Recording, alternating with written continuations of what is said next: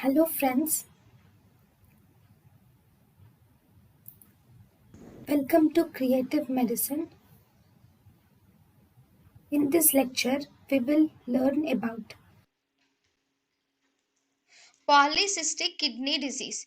Polycystic kidney disease is an we have two types of polycystic kidney disease. One, we have autosomal dominant polycystic kidney disease, and then we have autosomal recessive polycystic kidney disease. In autosomal dominant polycystic kidney disease, as the name says, it shows autosomal dominant inheritance with 100% gene penetrance, and here only the 50% of individuals are affected in autosomal dominant polycystic kidney disease, and among these chromosomes 16 and 14 are mainly affected.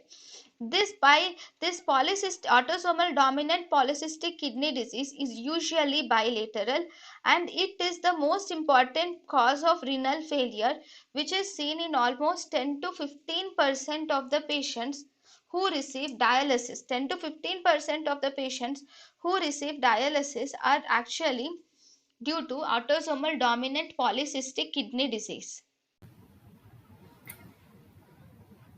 thank you and thank you for watching.